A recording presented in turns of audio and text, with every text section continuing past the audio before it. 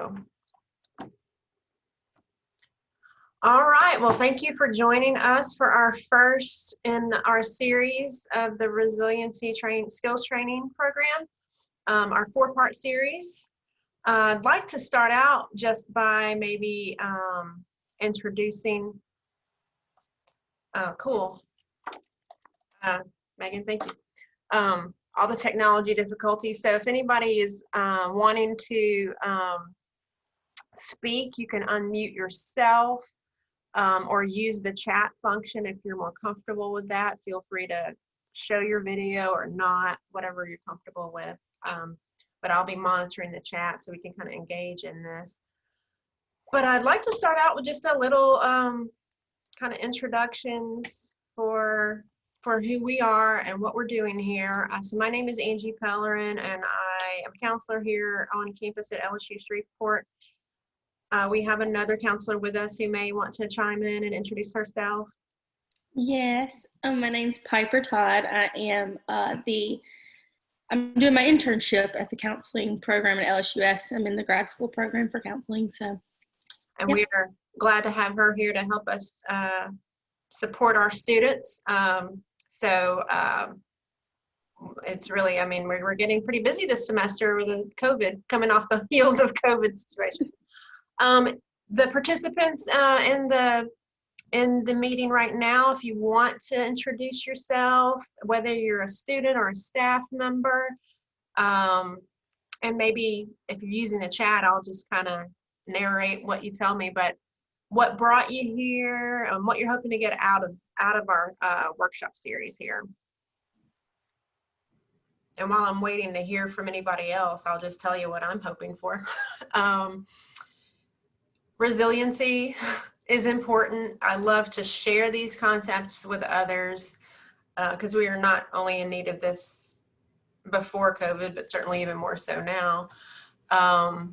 But I also need these things for myself. And I think just in part sharing these important concepts with each other helps us just in the process of connecting on really important things. But we'll go ahead and move on just to get it going. Oh, wait, here we go. Megan, graduate coordinator in the College of Education and Human Development, says she wants to take advantage of all counseling's opportunities to improve my health and well-being. Awesome, because that's what we're here for. And I think it's, like I said, it doesn't have to be just students. I think all of us staff members need this too.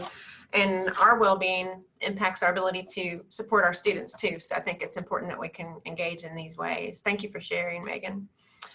Okay, so I want to kind of just give you a general overview of the entire ReST series, how we're going to be doing this 4-part series and what to expect. First off, for each session, we're going to do 1 or 2 activities in the workshop itself, but I'm going to be introducing several out of what comes out of the workbook that's provided too, and you can have the workbook or not, but it was included in the email that we sent out. And if you can't find that email, we can get that to you later. Just email counseling@lsus.edu for that workbook. So we'll do a couple of sharing in the session, but also I'm going to ask for you to choose at least one, perhaps more of the other things that we discussed as potential ways to improve your well-being between our sessions. So they're 2 weeks apart for the most part. There's 4 spread throughout the semester. And so as we go over the things today that we kind of bring into these strategies for well-being, I want you to consider what will work for you. You can do them all if you want, but don't be overly ambitious. Be realistic. But choose something that you think you'd like to try and that you can do, you think, at least 3 times per week. Sort of a commitment to yourself. So as we go along, just consider what might work for you as you kind of develop a plan to boost your own resiliency as we kind of work together and support each other in this process. So beyond that, the core concepts for the Resiliency Skills Training Program, I want to give you a little overview about the concept of grit. There's a classic definition that it's passion and perseverance or persistence toward long-term goals. And it really is at the heart of it important, like connected to your values and what's important to you that kind of gives you that passion and perseverance. And then really finding the ability to attain these goals that you have that keep you going. Sometimes that's really hard to maintain motivation, so we have to figure out ways. And so that's part of it. And the different core concepts that we have with grit, interests and purpose fall under passion, and deliberate practice and hope fall under persistence or perseverance. So really what that means, in order to maintain a sense of passion about something that you, and a goal that you have, you really have to be interested in it. You know, I'm not really interested in accounting, so there's that issue. But you really have to be interested in what your goal is. There has to be a long-term vision that you care about. And beyond that, a sense of purpose. So this idea of purpose is really broad, but you have to get some kind of meaning out of it that's broader than yourself, bigger than yourself, that keeps you going too, because sometimes we can let ourselves down and get tired and lose motivation. But broader meaning, bigger world meaning to you, that sense of purpose really needs to be attached to keep going. And then the other aspect under persistence, deliberate practice. What that means is we have to practice day in and day out for years to get good at something. So if my goal is to get a degree and become a accountant, I keep using accounting for some reason, a counselor, a teacher, whatever that is, we really have to practice to get good at it. We're not good immediately. We may have some innate skills and insights that make us strong in something, but in order to truly get good at something, we have to practice it daily, and we're going to have setbacks and challenges, right? But to keep going, I mean, even the most famous people have their setbacks. I mean, think of a basketball player like Michael Jordan. He didn't get that good without practicing every day for years. And the research behind deliberate practice says that we need 10,000 hours over 10 years to get really good at something. So, I mean, you imagine that, that's persistence in a nutshell, right? And then this idea of hope that's attached to grit. Hope is not this kind of blind Pollyanna vision of the future that everything's going to work out. We just sit back and hope things will work out. The type of hope connected to grit really is about knowing that no matter what comes up, what setbacks we have the ability within ourselves to make things happen and work out for ourselves, even despite setbacks. So it's a really realistic kind of hope that's connected to grit. So that's kind of what grit's all about, and that's a really core concept as part of this program, and part of well-being, to be honest, and part of goal achievement. The other core concept is resiliency itself. It's in the name of the program. And we've kind of all heard that. It's really the ability to bounce back from setbacks. But beyond that, there's an aspect to resiliency that we learn both mentally and emotionally, but I think even our bodies, how to handle things better and find better ways to cope when we do have those challenges, to a point where when we do, the intensity of our stress response is not as strong, and we recover from those setbacks a little more quickly. So that's kind of the idea of resiliency. In here, I have the word buffer. It functions as a buffer to protect us from major damage, right? So it's an easier said than done aspect to kind of feel like we possess. It really takes time, effort, and having the setbacks. We do not become resilient without having challenges and setbacks. One thing I want to point out about resiliency is the importance of our brain chemistry in developing these buffers. So one example would be the chemical called GABA. It's an inhibitory neurotransmitter, which means it slows things down for us. The more we practice specific exercises that we're going to introduce in this series, and not just psychology exercises, but lots of other exercises in life, can really increase the level of GABA in our brain to where the base level is a little higher, to when we have some sort of challenge, the intensity of our negative response and our ability to recover more quickly.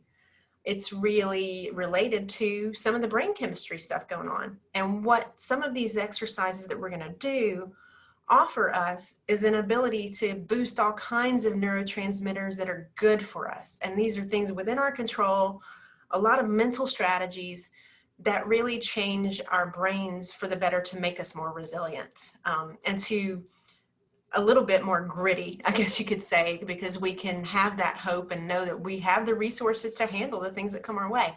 So these work together really well, and they're really a basis for this whole concept and whole program. So I want to ask you guys, if you want to either unmute yourself or use the chat, why do you think grit and resiliency are so important? And that is a big question, but also seems simple, but also is complex.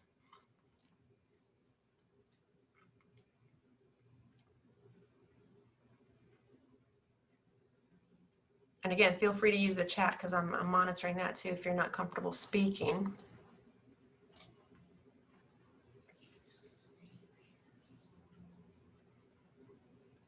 Why do we think grit and resiliency are so important? Megan sharing, building your own resources to get through issues that are seemingly insurmountable. I love the way you word that, Megan, seemingly insurmountable. The seemingly word is about perspective.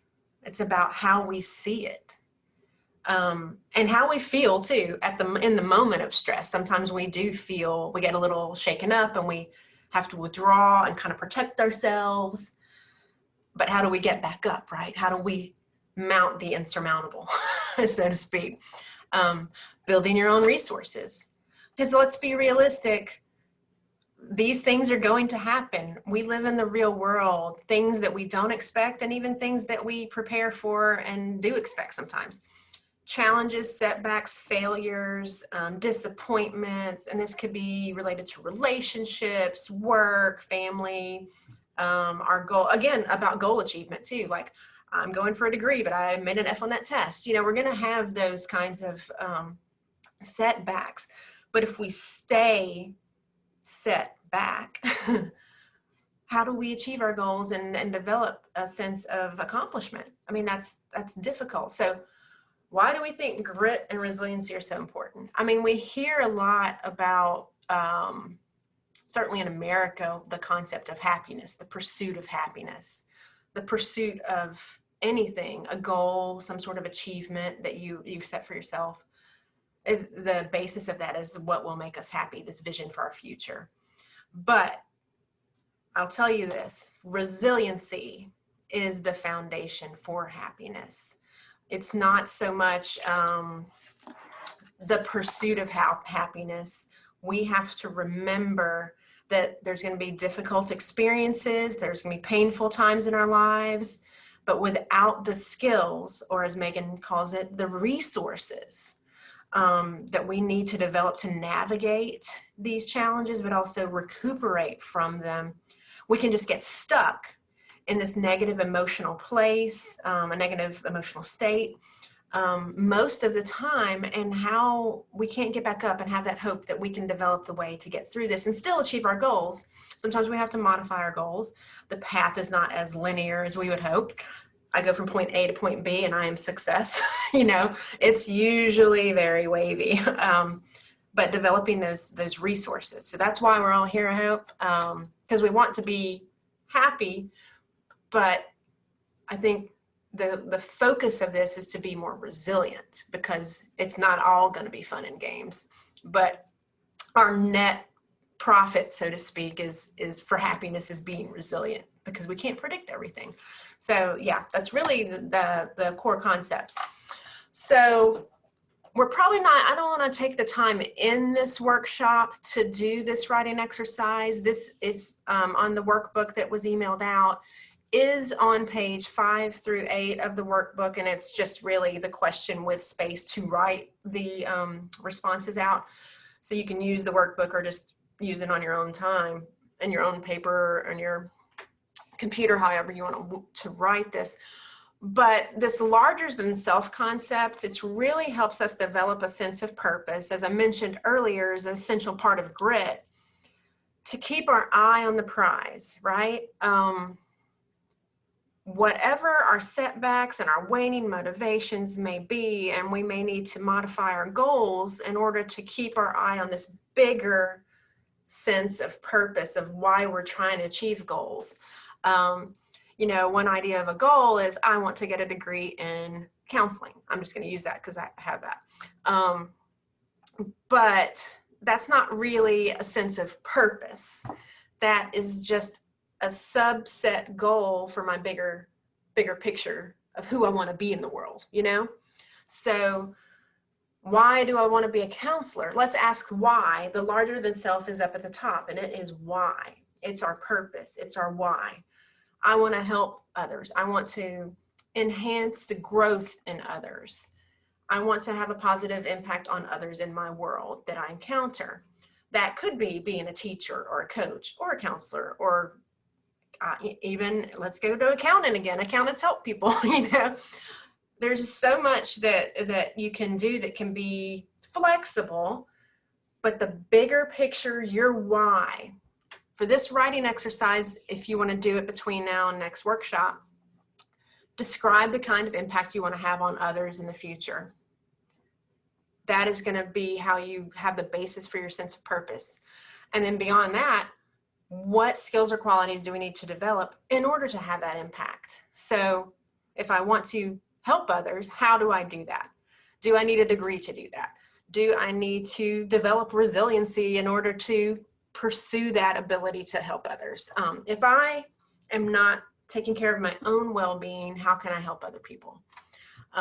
Whatever the impact is I want to have on the world. Maybe I want to be an entrepreneur who develops a new way to, I'm thinking of an industry in computer science, using video games to impact the medical field, perhaps. I mean, you could come up with a variety of ways to do things, but if you don't take care of yourself, how do you achieve that goal to help others and have this impact on the world? So that's the heart of what we're talking about with resilience. And this exercise, just putting this down on paper, can help you stay focused on your sense of purpose, even when we have all the waxing and waning of our movement toward that bigger goal, which we will have. So preparing for that, but keeping your eye on that prize and sense of purpose that you want.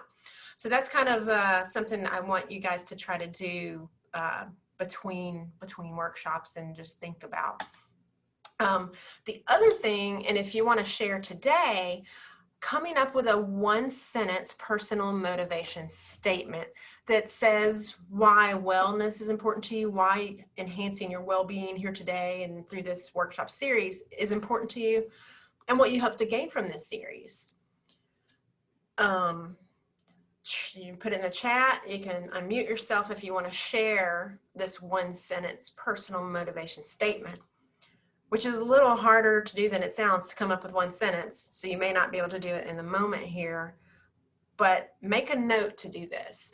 And I think there's a place in the workbook that goes over this too. I think I'm going to share. Oh, hi, Daryl, are you wanting to speak?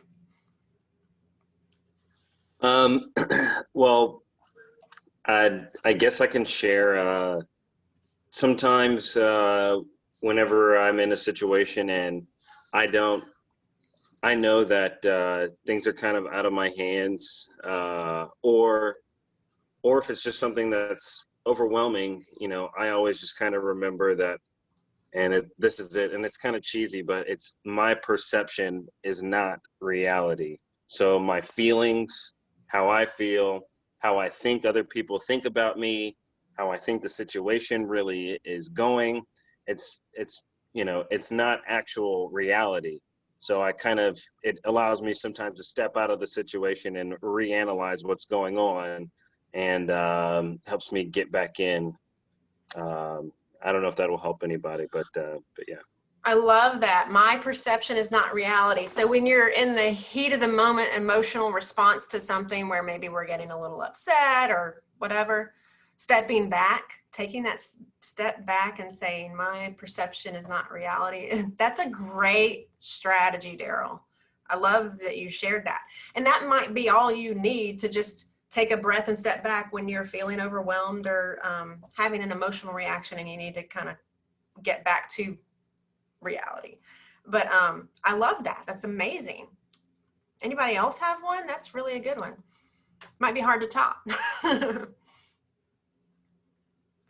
Megan is sharing in the chat, wellness is important to me because I need to be able to be courageous about what I can do, not just doing a tiny bit more than what I have done.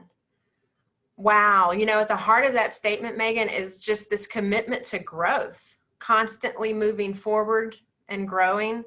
And that's a wonderful, wonderful kind of, certainly a motivator, but a sense of commitment to yourself too. And that's part of wellness, to always move you forward a little bit, being better than you were the day before. That's a great one. Wellness is important to me because I need to be able to be courageous about what I can do and not just a tiny bit more than what I have done. And that also is just telling yourself that, as we have to stay motivated, kind of a personal mantra. I mean, I think it makes you feel courage when you want to be courageous. You know, I used to have a mantra that was inhale confidence, exhale fear. Just when I need to do something that is I'm nervous about, maybe that's my personal motivation statement. I'm not sure. I was thinking about this today before I started it. What would my statement be? And I think the one I came up with was something like, just to continuously be walking my truth, because I want to live my life based on my values. And sometimes that takes courage, big time. But to know that I can look at myself in the mirror and push through fear when something matters to me, to walk my truth.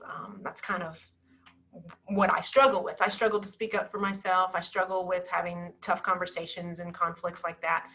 So in order to be the person that I want to be in the world, I need to walk my truth, to be authentic and true to myself, which I know for a fact enhances my well-being, because holding on to all these tough feelings and not talking about them when I need to talk about them is detrimental to my emotional, probably physical health too.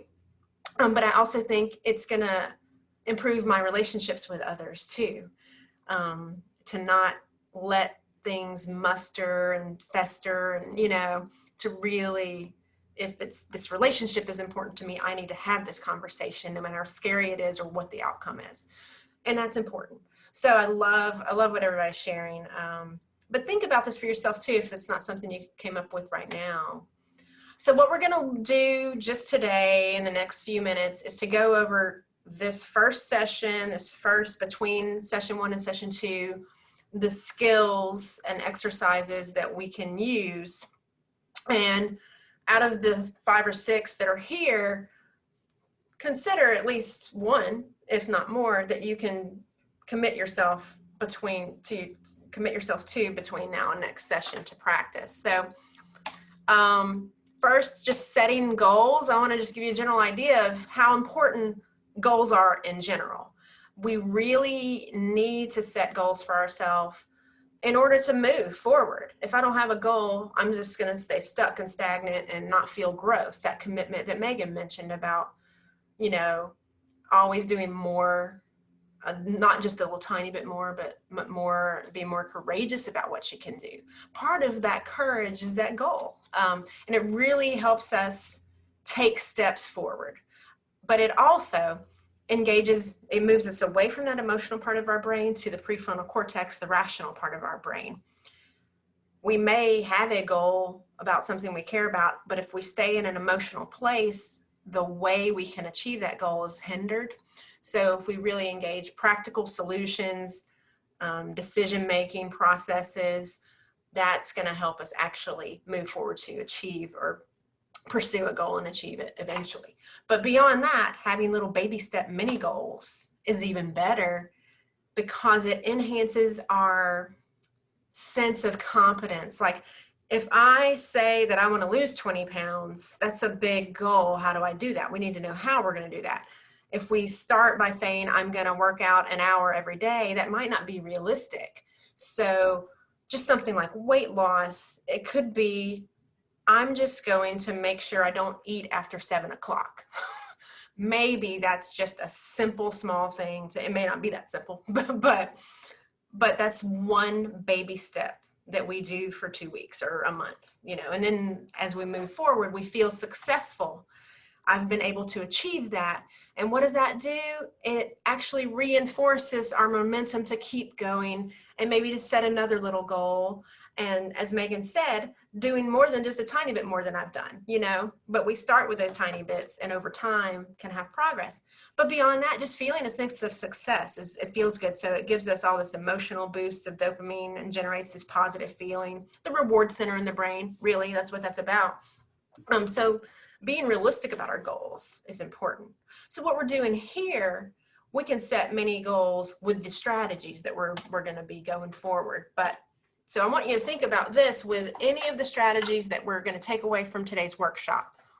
As we're going over them, identify your goal. So pick something and why. Why did you choose that one? Think about what made you choose that particular one. It could be because it's realistic and I think I can do it. It could be because the benefits of that particular thing are what I need.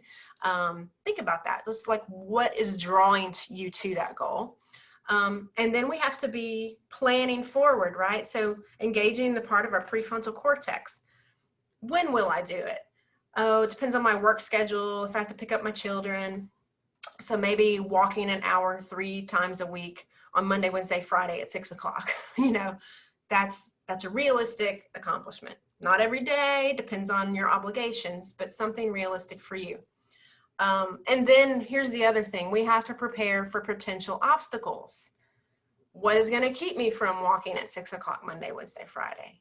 Could it be family things, So if that happens, what can I do to overcome that obstacle? On those days, I can have my parents watch my children or, something like that. What are our potential barriers to succeeding in any goal we have, and how do we plan accordingly? Because we don't want to set ourselves up for failure. Again, we live in the real world, we have other obligations. So to achieve goals and to make positive changes in our life, we have to predict potential obstacles and solutions for that. And that's also gives you a sense of ability to really overcome things, just knowing that you have a plan. And it's not a plan for the worst case scenario. It's a plan for achieving this little mini goal, So thinking that way just is stress relieving, I think, too. And then I'm going to ask you for next week, or for each time that you're doing this exercise that you've committed to doing over the next couple of weeks, how did it feel when you completed it? And is it something that you liked and you think you would like to continue, and why or why not? Did it work for you? Did it not? How do you want to change that? So reflect on these things, because you are able to change your goals and modify your goals. You don't have to be so committed that you don't change. We don't want to be rigid. We need to be flexible, because otherwise we're going to feel, if something doesn't work the way we wanted it to, we're going to feel stuck and not lose motivation and not try again. So be flexible. Maybe walking 1 hour Monday, Wednesday, Friday at 6 o'clock turned out to not be realistic for my life. Maybe I needed to do that in the morning instead, because of things that happen in the afternoon. It's okay to be flexible. It doesn't make you a failure. It makes you resilient. So being flexible is important. Okay, so we're going to go through the few strategies for this session between now and next week.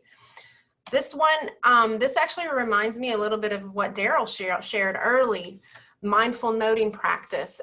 This is where we practice narrating your thoughts and emotions during the time of stress. So for Daryl's, what he said earlier, basically stepping back and saying, my perspective is not reality. That's a little bit of narrating. Okay, I'm obviously I have some filter about what's going on right now that's not helping me and it's not helping the situation. let me step back. My perspective is not reality. That's a really great, you're already doing it, Daryl. So you might want to commit to doing that more, or you may want to do a different one since you're already good at this one. But that's a way to do that. And again, like I said earlier, it engages the part of our brain that's the rational part and gets us out of our emotional fight, flight, stress response. So that's really being mindful about, what am I feeling right now? I know it kind of sounds cheesy in the moment, but okay, I'm getting upset right now. What's happening? I'm feeling threatened or whatever. Understanding what is going on and just putting words to it helps calm us. And so that's really important. The research behind that, how you respond to all your difficult thoughts and feelings has a greater impact on your mood and your overall well-being than the thoughts themselves, than the feelings themselves. So, I mean, the idea of this is the meta response.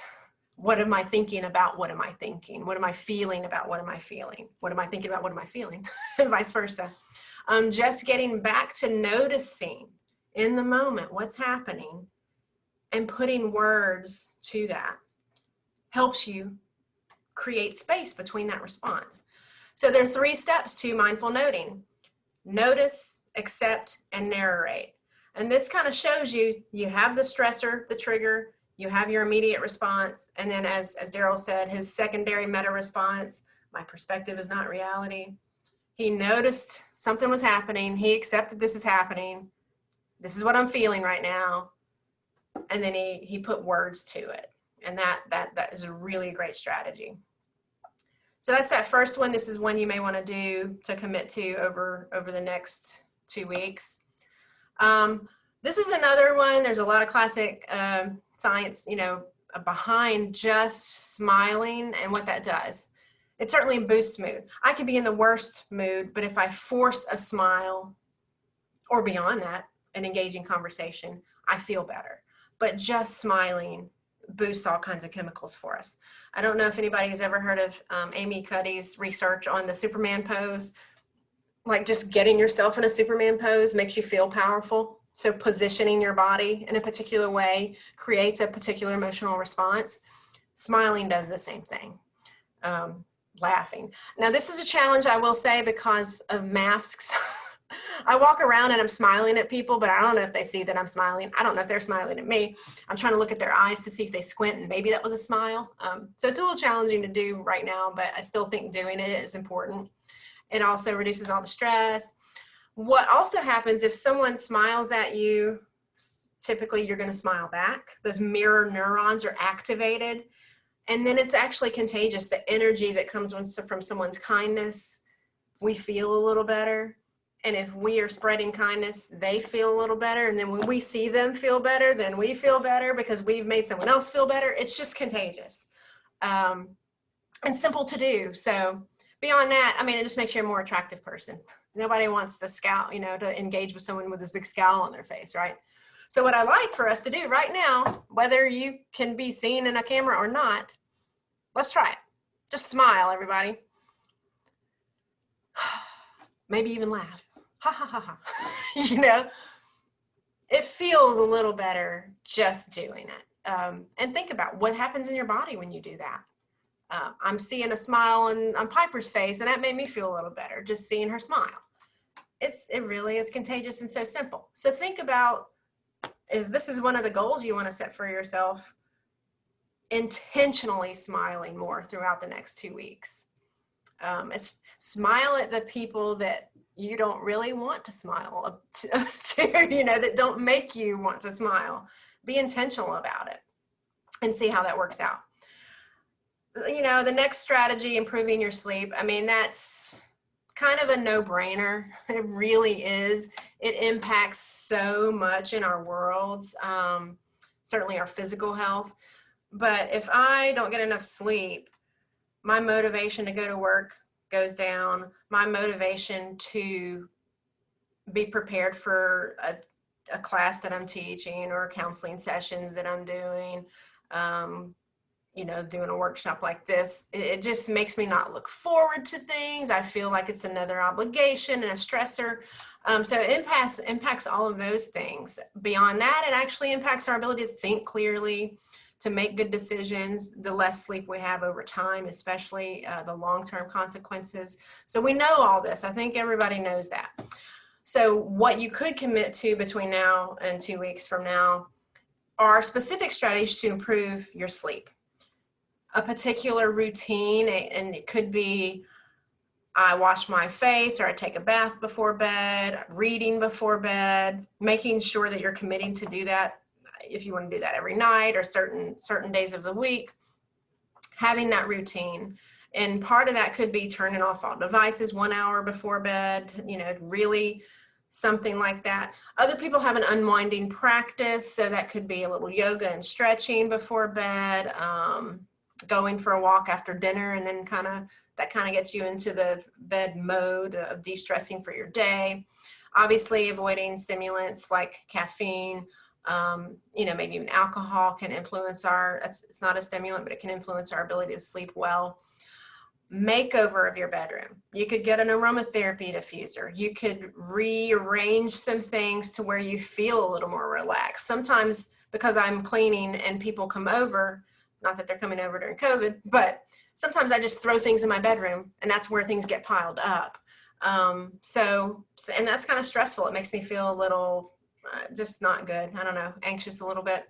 So sometimes just decluttering your bedroom, the particular sheets that you use.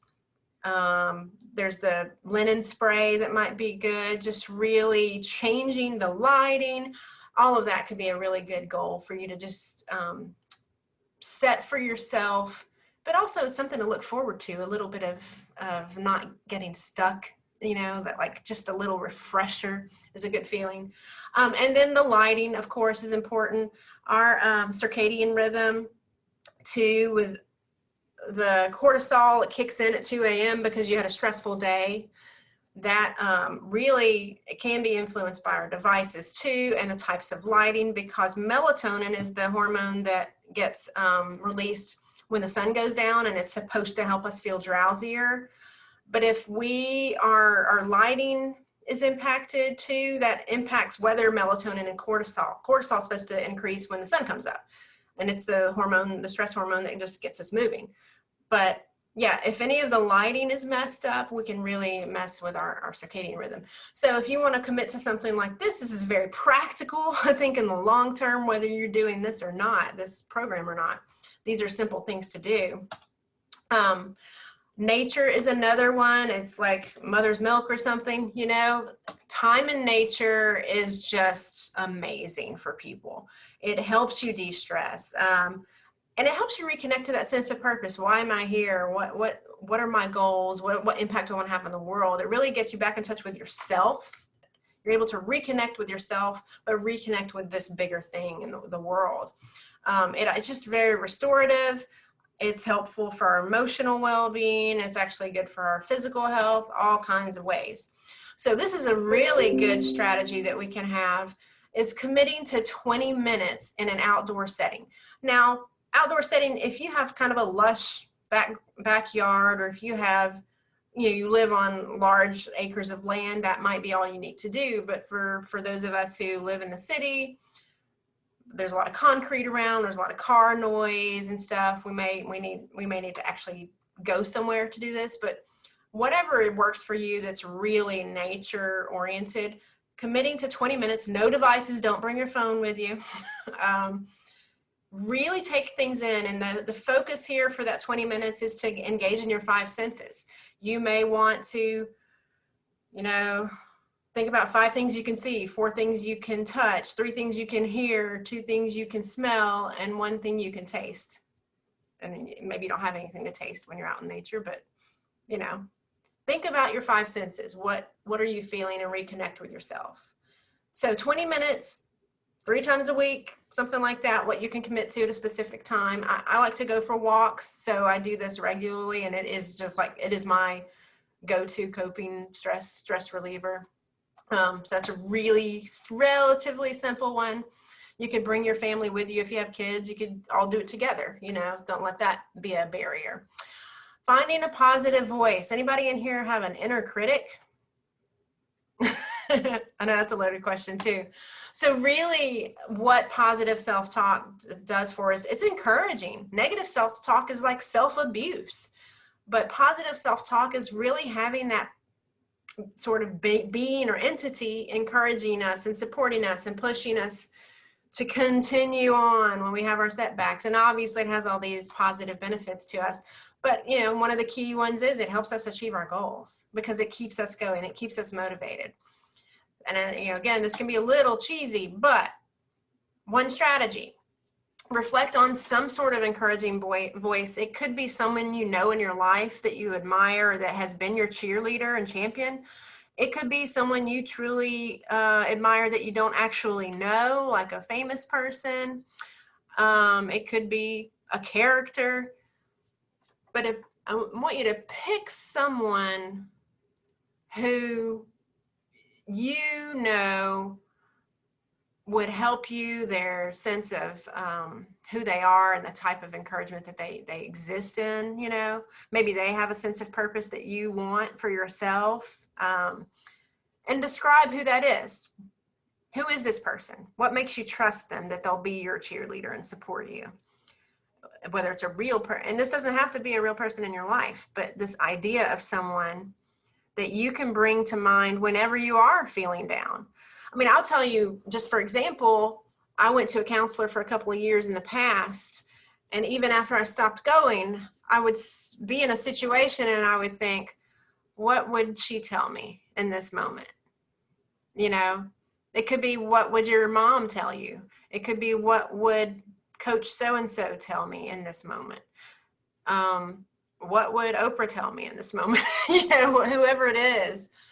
But what would they tell you right now?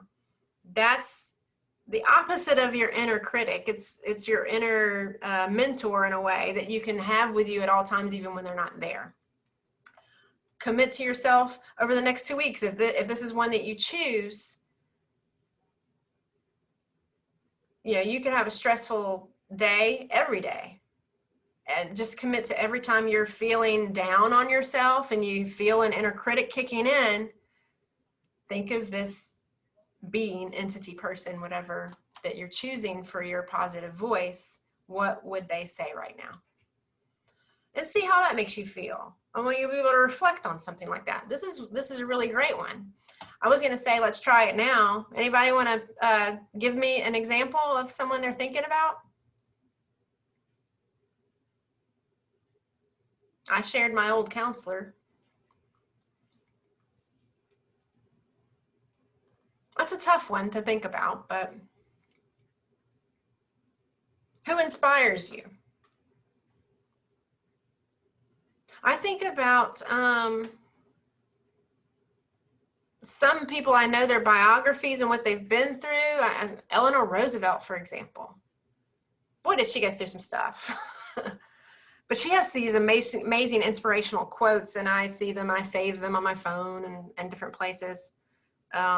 Even that, you could think of a famous person's quotes and say those quotes to yourself. That might be a good example. So consider that one. Okay, so we've gone through all these strategies for this week. I want you to think about at least one of those, perhaps more, that are realistic for you in your life, that also are attached to some needs that you have that are very personal for you, and choose that commitment at least 3 times a week to do that. If you have the workbook, page 11 lets you reflect on it, but it's kind of similar to what we talked about earlier. What do I plan to do? When will I do it? What potential obstacles might I encounter? And how can I prevent those obstacles from being barriers to the success of that particular goal? So think about that for the 2 weeks from now. And if anybody's willing to share in the moment how you're feeling right now, just in what we've gone through, what we've talked about, what are you getting from today's session? Chat, feel free to unmute yourself. I'll talk. Okay. I just kind of learned that it's just like the little things that you pick to do, like adds up to make a big difference. So like, even like you were talking about the, like pick one thing that you should do. And like, I was thinking like, maybe I should cook more. because Oh, yeah. I'm slacking in that department. So just like little things like that that make you feel good. Um, Yeah. Definitely. And like wondering why we don't do them. Right. Like, why Yeah. haven't I, like, I can cook every night if I wanted to. I just order takeout. Megan is sharing a comment. She's available to help you with cooking tips, Piper. Awesome. Awesome. Yeah. I mean, and let's talk about cooking. Even in of itself could be, it's not quite the nature goal, but it's a mindfulness activity of where just chopping fresh things, knowing where your food comes from and knowing that you put it together. I mean, most things that you make only need about 5 ingredients. You know, you don't need all this processed food. Truly, chopping the tomatoes and chopping the onions, and I have basil in my garden, and I make the caprese salad almost every day. I love them. You know, I have olive oil. I blistered some tomatoes the other day. The smells in my kitchen. So if you're not out in nature, think about your kitchen, what you're tasting, what you're seeing, what you're smelling. That's a mindfulness activity. So perhaps committing to cooking could fit that kind of thing. That's a great idea, but you're right. It's the little things. It really is. Or as Megan is now saying, also commit to gardening.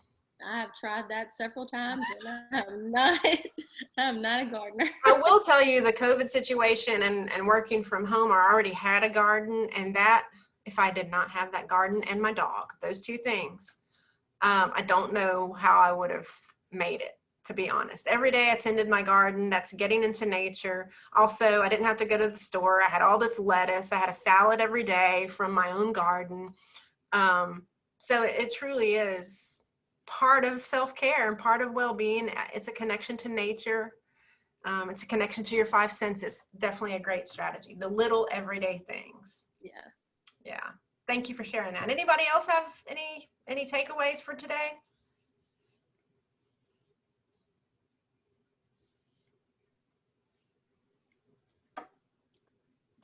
I joined today because I was feeling like I'm struggling in one of my classes, and it's like rocket science or like predicting the future but by using math, and like it's just driving me nuts. And I just I it's just I've never been good at math before, and surprisingly I've been nailing all of the finance classes pretty well in my MBA, but now that I get to this like statistic modeling class, it's like I hit a brick wall. And then I didn't make a good grade in my previous class. I made a C, and I just feel like I got a letter in the mail. I just feel really nervous. I know I'm sharing a lot, but I just needed somebody to talk to.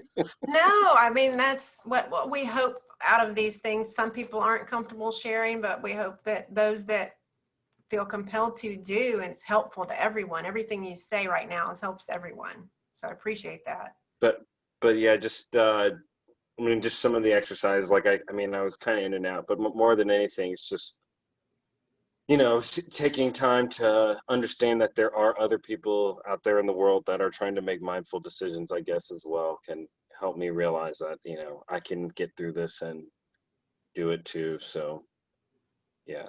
Yeah, that's awesome. I think yeah, part of what you just said, it helps me think of our common struggle. Like we're all struggling in one way or Yeah. another.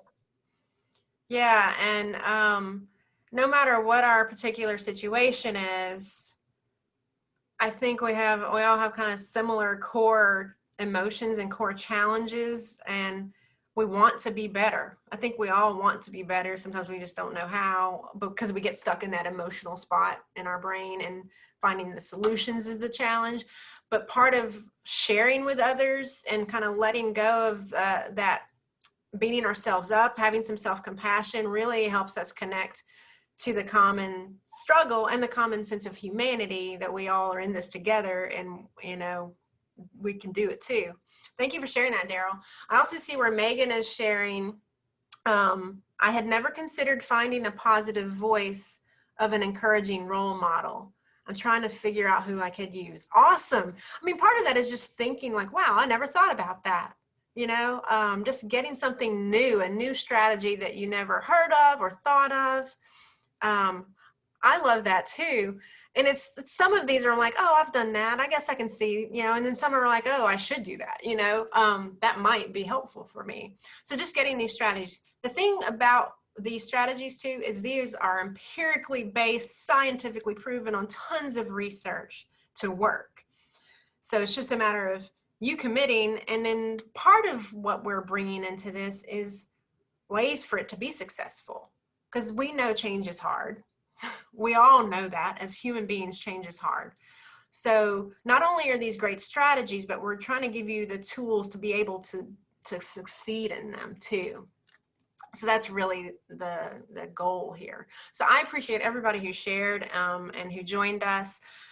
We will be back, I think, in 2 weeks for the next one in the series on self-talk. Speaking of, I think that came up today. So between now and then, you know, see what you commit to, see what works. We'll be able to kind of do a check-in next time if you're able to join us. And then we'll learn more stuff.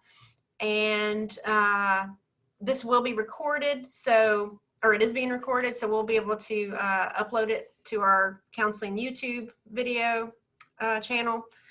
And so anybody who missed it can access it as well if you know anyone else. So thank you again for joining us. If you have any questions or feedback or suggestions on anything, just email us at counseling@lsus.edu. I think I have another slide. There we go. That's the contact info. And I really appreciate everyone being here and sharing, those who are comfortable sharing. Contact us if you need anything else. Thank you all too. I appreciate Amber and Megan. Thank you for being here too, and Daryl too. I think we had somebody else who maybe had to leave. But we will see you in a couple weeks. But also next week, there's a different series that Kendall in our office is doing called Actualize. So keep your eye out for our email information on that. See you guys soon.